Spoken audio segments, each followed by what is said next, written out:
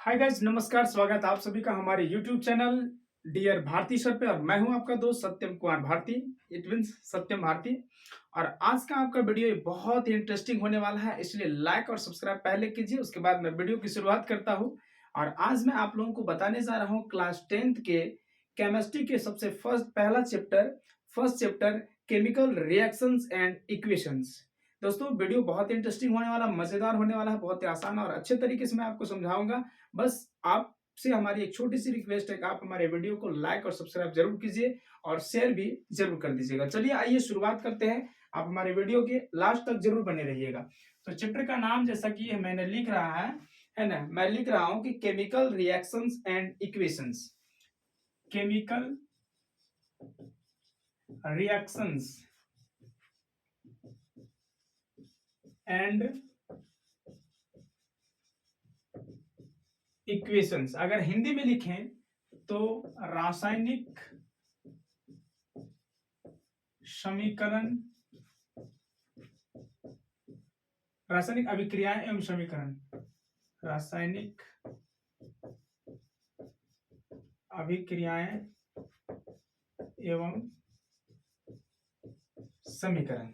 तो जैसा कि आप चैप्टर के नाम देख रहे हैं कि केमिकल रिएक्शंस एंड इक्वेशन, या क्लास 10th के केमिस्ट्री का पहला चैप्टर है, जो कि बहुत ही आसान चैप्टर है, लेकिन जिन्हें समझ में नहीं आता है उन्हें बड़ा टफ लगता है। कोई बात नहीं, जब हम भी आपकी जगह थे तो मुझे भी बड़ा टफ लगता था, लेकिन अब जब पढ़ाना शुरू किया तो धीरे धीरे चीजें आसान होगी, क्योंकि मैं उसे ज्यादा गहनता और डीपली पूर्वक देखा, उसमें इंटरेस्ट अपना जगाया, है ना। और इंटरेस्ट जगाने के बाद मैंने उसे थोड़ा इंजॉय तरीके से पढ़ा, है ना, मस्ती भरे तरीके से पढ़ा, तो चीजें आसान हो गई। तो मैं भी आपको आसान बनाने वाला, टेंशन मत लीजिए, है ना, आपको सब चीजें समझ में आ जाएगी। जैसे कि आप देख रहे हैं कि चैप्टर का नेम है केमिकल रिएक्शन एंड इक्वेशन। तो सबसे पहले लोग कहते हैं कि नाम में क्या रखा है। अरे नाम में तो दुनिया रखा हुआ है, नाम में बहुत कुछ रखा हुआ है। जैसे कि ये चैप्टर में क्या है क्या नहीं, ये हमें इस नाम से पता चल सकता है। ठीक है। केमिकल रिएक्शन, केमिकल रिएक्शन मतलब रासायनिक अभिक्रिया। तो यहाँ बात उठती है कि रासायनिक अभिक्रिया आखिर कहते किसको है। What is chemical reaction. मैं आपसे थोड़ा सा कुछ बात करना चाहता हूं। जैसे कि अगर हम खाना खाते हैं, खाना खा लिए, ठीक है, वो पच गया, पचने के बाद क्या उसे हम फिर से खाना बना सकते हैं? नहीं। आपका जवाब होगा नहीं। अंगूर मान लीजिए कि अगर सड़ गया, अंगूर सड़ गया, क्या इसे फिर से हम अंगूर बना सकते हैं? नहीं। अगर दूध दही बन गया, दही बन गया, सपोज मिल्क मेक्स कर्ड, अगर दूध दही बन गया तो क्या उसे आप फिर से दूध बना सकते हैं? तो आपका जवाब होगा शायद नहीं। लेकिन अगर पानी बर्फ बन गया, क्या इस बर्फ को आप फिर से पानी बना सकते हैं? तो आपका जवाब होगा सर हाँ, पानी से हम बर्फ बना सकते हैं और बर्फ से पानी भी बना सकते हैं। ठीक है। तो क्या आपको खाने का पचना, अंगूर का सड़ना और दूध से दही का बनना, पानी से बर्फ का बनना या बर्फ से पानी का बनना, इन सभी में कोई अंतर दिखाई नजर आ रहा है, दिखाई दे रहा है? Yes sir. मुझे इसमें कुछ डिफ्रेंसिएशन नजर आ रहे हैं कि खाना का पचना, खाना अगर पच जाए, if food is digested then we can not make its food again, मैं उसे फिर से भोजन नहीं बना सकता हूं। And if grapes is rotted, अगर अंगूर सड़ जाए तो फिर हम उसे अंगूर नहीं बना सकते हैं। और अगर दूध का दही बन जाए तो फिर उस दही को हम दूध नहीं बना सकते हैं। अगर लकड़ी जल जाए, लकड़ी जल करके राख बन जाए तो फिर इस राख को हम लकड़ी नहीं बना सकते हैं। तो हम देख रहे हैं कि पानी से बर्फ और बर्फ से पानी बना सकते हैं, लेकिन लकड़ी से राख बन जाए तो राख को हम फिर लकड़ी नहीं बना सकते हैं। दूध का दही बन जाए तो दही का दूध फिर हम नहीं बना सकते हैं। अंगूर सड़ जाए फिर उसे हम अंगूर नहीं बना सकते। खाना पच जाए तो फिर से हम उसे खाना नहीं बना सकते हैं। तो इससे क्या निष्कर्ष निकलता है कि chemical reaction is a process in which new substances are formed with new properties यानी कि रासायनिक अभिक्रिया वह प्रक्रिया है जिस प्रक्रिया के दौरान नए पदार्थों का निर्माण होता है, यानी नए गुणधर्म के साथ नए पदार्थ का निर्माण होता है, जिसका रासायनिक नाम भी बदल सकता है, केमिकल फॉर्मूला भी बदल सकता है। अगर हम उदाहरण के तौर पर लें तो अगर हम बात करें मैग्नीशियम की, है ना,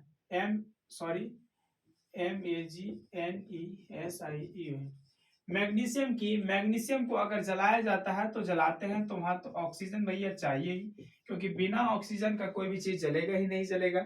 तो अगर हम उसको जलाते हैं, हीट करते हैं, तो वहां बनता है आपका मैग्नीशियम ऑक्साइड।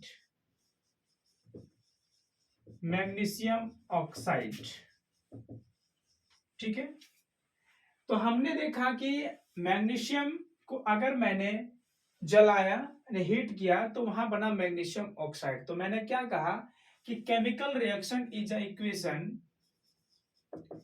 chemical reaction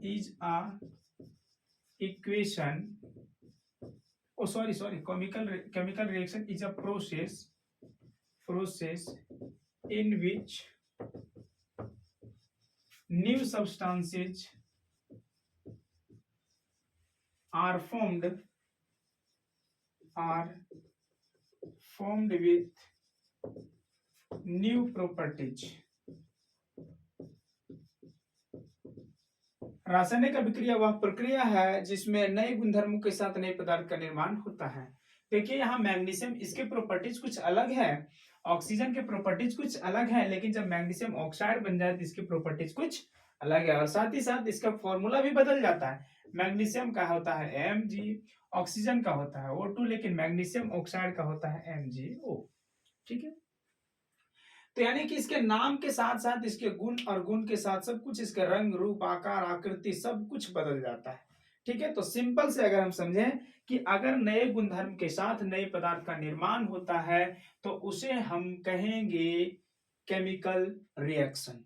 ठीक है, अब जो केमिकल रिएक्शन होता है, जिसे मैंने यहाँ लिखा है कि यहाँ मान लीजिए कि ये है आपका मैग्नीशियम। अगर आप एग्जाम्पल के तौर पर और लिखना चाहेंगे तो वही आप इसमें कह सकते हैं, है ना, कि formation of curd from milk, दूध से दही का बनना, कुकिंग ऑफ फूड, भोजन का पकना, digestion of food in our body, process of respiration, fermentation of grapes, rusting of iron, burning of fuels, burning of wood, burning of ripening of fruits, ये सभी एग्जाम्पल है आपके केमिकल रिएक्शंस के। ठीक है, तो अब हम आगे अगर इसको हम बढ़ाएं, है ना, तो जो केमिकल रिएक्शंस होते हैं, केमिकल रिएक्शन के मेनली दो पार्ट्स होते हैं। केमिकल रिएक्शन के मेनली दो पार्ट होते हैं, है ना, जिसमें से एक होता है आपका रिएक्टेंट और दूसरा होता है आपका प्रोडक्ट, और एक इसमें तीसरा पार्ट भी होता है जिसको हम कहते हैं कैटलिस्ट। तो क्या होता है कि the substance which take part in a chemical reaction, वह पदार्थ जो रासायनिक अभिक्रिया में भाग लेता है वह रिएक्टेंट कहलाता है। यानी the substance which take part in the chemical reaction is known as reactant, यानी कि रासायनिक अभिक्रिया में भाग लेने वाले जो पदार्थ होते हैं वो रिएक्टेंट होते हैं।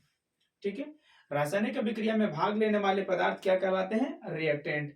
The new substance produced as a result of chemical reaction is known as product. The new substance is formed as a result of chemical reaction is known as product. रासायनिक अभिक्रिया के दौरान जो नए पदार्थ नए गुणधर्म के साथ नए रंग रूप के साथ बनते हैं वो होता है आपका magnesium oxide. And the product और the substance which support the chemical reaction, वह पदार्थ जो केमिकल रिएक्शन को सपोर्ट करता है, जैसे कि मैग्नीशियम और ऑक्सीजन। ठीक है, इसको क्या किया जाता है, जलाया जाता है, हीट किया जाता है, ठीक है। तो हीट क्या कर रहा है, इसको सपोर्ट कर रहा है ना, क्या बनने के लिए, मैग्नीशियम ऑक्साइड बनने के लिए। तो यह जो हीट हो गया ये होता है कैटालिस्ट, जिसको हम साधारण भाषा में कह सकते हैं सीढ़ी। सीढ़ी या पुल, कहता है बेटा तू चढ़ो, मैं तुम्हारा मदद करने के लिए तैयार हूं, ठीक है। और ये अपना कंधा देकर के खड़ा हो जाता है, तो ये कैटालिस्ट होता है सीढ़ी, ठीक है। तो इस तरह से मैंने देखा कि रिएक्टेंट, प्रोडक्ट और कैटालिस्ट। सीधे तौर पर अगर हम ये भी जाने कि जो एरो होता है, एरो के लेफ्ट साइड में जो होता है वो लेफ्ट साइड में रिएक्टेंट होता है और राइट साइड में प्रोडक्ट होता है, और एरो के ऊपर में या नीचे में जो होता है वो होता है कैटालिस्ट, ठीक है। तो इस तरह से हम देखें कि chemical reaction is a process in which new substance are formed with new properties. Chemical reaction has three main parts only, no more, only two main parts. First is reactant and second is product, and third one is catalyst which support the chemical reaction, ठीक है। और अगर हम ऐसे भी कहें कि arrow के लेफ्ट साइड में, यानी कि in left side of arrow is reactant and in right side is product, यानी कि एरो के राइट साइड में प्रोडक्ट होता है और लेफ्ट साइड में रिएक्टेंट होता है, ठीक है। तो इस तरह से हम अपने पूरे केमिकल रिएक्शन को थोड़ा सा हम इसकी प्रोफाइल को देख लिए, और अब हम इसके डीप में जाएंगे, ठीक है। और हम हमको बताने वाले हैं आपको हम कैरेक्टरिस्टिक्स ऑफ केमिकल रिएक्शंस, ठीक है। अब हमारा होगा characteristics,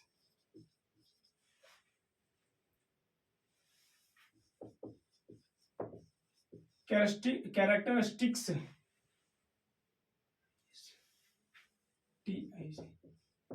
characteristics of chemical reaction. देखिए यह आपका कह रहा है कि रासायनिक अभिक्रिया की विशेषताएं क्या है, हम कैसे जानेंगे कि हाँ रासायनिक अभिक्रिया हो रहा है, ठीक है। तो देखिए इसकी कुछ प्रॉपर्टीज हैं, कुछ कैरेक्टरिस्टिक्स हैं जिससे हम बता सकते हैं कि यहाँ केमिकल रिएक्शन हो रहा है। जैसे सबसे पहला है आपका evolution of gas, evolution of gas यानी कि गैस का उत्सर्जन, गैस का उत्सर्जन। अगर किसी भी प्रक्रिया के दौरान अगर गैस बन रहा है, वहां गैस का निर्माण हो रहा है, तो हम कहेंगे कि वहां केमिकल रिएक्शन हो रहा है, ठीक है। जैसे for example burning of wood, burning of fuel, कोई भी ईंधन जलता है क्या वहां से धुआं निकलता है, यस सर धुआं निकलता है, तो वह केमिकल रिएक्शन ही है। Second one is formation of precipitate, formation of precipitate, यानी कि प्रिसिपिटेट मतलब हो गया अवक्षेप, यानी अवक्षेप का बनना। क्या हो गया, अवक्षेप का बनना। अवक्षेप मतलब हो गया अपशिष्ट पदार्थ, ठीक है, जिसका कोई यूज नहीं हो। जैसे इसमें भी हम कह सकते हैं बर्निंग ऑफ वुड और बर्निंग ऑफ फ्यूल, ठीक। तो आपका वुड भी क्या है, वो भी एक फ्यूल है, जीवाश्म ईंधन है, ठीक ठीक है। जीवाश्म ईंधन नहीं, बर्ने वुड भी एक फ्यूल है, जीवाश्म ईंधन नहीं। तो अगर हम लकड़ी को जलाते हैं तो लकड़ी जलने के बाद राख बनता है, क्या इस राख का कोई जरूरत है, नहीं। कोयला जलाते हैं तो कोयला जलने के बाद भी राख बनता है, क्या उसका कोई जरूरत नहीं। अवक्षेप यानी कि कुछ अपशिष्ट पदार्थ जो बनता है, तब भी हम कहेंगे कि वहां भी केमिकल रिएक्शन हो रहा है। तीसरा कैरेक्टर है इसका कि चेंज इन कलर। अगर किसी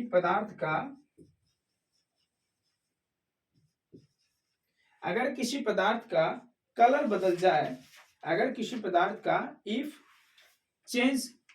अगर किसी पदार्थ का कलर बदल जाए, तब भी हम कहेंगे कि वहां केमिकल रिएक्शन हो रहा है, ठीक है। और हम इसके अगर एग्जांपल के तौर पर अगर लें कि potassium dichromate solution orange in colour, और when sulphur dioxide gas is pass through potassium dichromate solution, the orange colour of potassium dichromate solution changes to green. यानी पोटेशियम डाइक्रोमेट सॉल्यूशन, पोटेशियम